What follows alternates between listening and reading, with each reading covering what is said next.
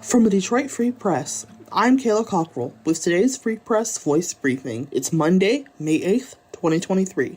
I'm Eric D. Lawrence. The UAW is sending a message to the White House and any politicians who care to listen. The message? Don't take us for granted. In a letter to union members, United Auto Workers President Shawn Fain says the union isn't ready to make an endorsement in the 2024 U.S. presidential election. He notes that other national unions moved quickly in April to endorse President Joe Biden after he announced his re-election campaign. But the UAW is holding back, at least for now. Fain says another Donald Trump presidency would be a disaster, but that the UAW expects the politicians it chooses to support to stand firmly behind the union's priorities. The union is gearing up this year for Detroit 3 contract talks. Decisions to idle a number of auto plants, even as the automakers have been profitable for years, have been a sore spot. The union's also fighting to make sure the electric vehicle transition doesn't leave union members behind. The union says workers at battery plants make less than production workers, but often require more training, and it accuses the companies of using joint ventures at those plants in part to avoid paying higher wages. The letter from Fain notes that the federal government has been spending billions of dollars on the EV transition with, quote, no strings attached and no commitment to workers, end quote. The UAW clearly wants that to change.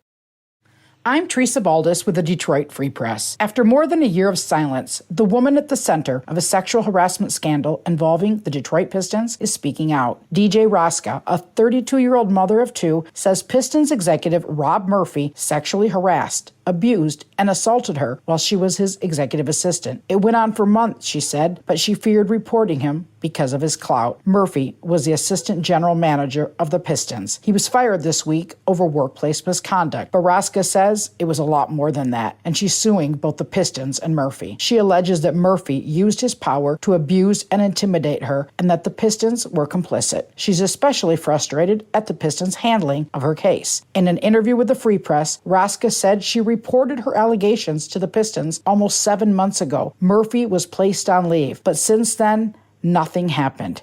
So she sued. As her lawyer put it, quote, they were hoping Miss Raska would go away. In her interview, Raska also talked about how she came to work for Murphy, how she trusted and admired him, and hoped he would help her build a career in professional sports management. But Murphy only wanted her for sex, she said, and made her life a nightmare.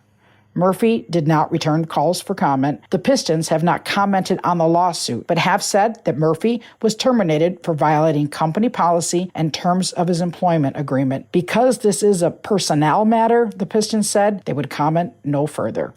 For the Detroit Free Press, I'm Marina Johnson. The Detroit Zoo will soon welcome its newest resident to the otter habitat, and the public gets to decide on a name. Located in Royal Oak, Michigan, the Detroit Zoo is currently holding a naming contest for the male otter. 5 names are in the running, including Finn, Eli, Kai, Hurley, and Misu. Voting can be done online with a minimum $5 donation. Voting will be open for 2 weeks, and individuals can vote multiple times. The name earning the most donations will be announced as the winner on the Detroit Zoo's social media pages.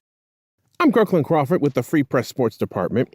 Watching as the Tigers seem to be turning things around, if not just a little bit. They entered Sunday's game with a chance for 6 wins in a row and their second straight 3-game series sweep. And when Jake Rogers hit a grand slam in the 6th inning Sunday afternoon in St. Louis, it looked like the Tigers were well on their way. However, 7 runs by the Cardinals in the bottom of that inning, thanks to 3 Tigers errors, did Detroit in and lost 12-6. Now the Tigers also got a home run from Spencer Torkelson. So Detroit moves on to a very important series beginning tonight in Cleveland against the division rival Guardians. Meanwhile, Spencer Turnbull was sent down to AAA Toledo because of his ineffectiveness as he continues to come back from Tommy John surgery. So if nothing else, the Tigers seem like they're trying to not just mull around, but actually try to win some games. Alex Faedo, who got the start for the Tigers on Sunday, will have at least a few more turns in the rotation, taking the place of Turnbull. For more stories from the Detroit Free Press, be sure to check out freep.com. That's FREEP.com.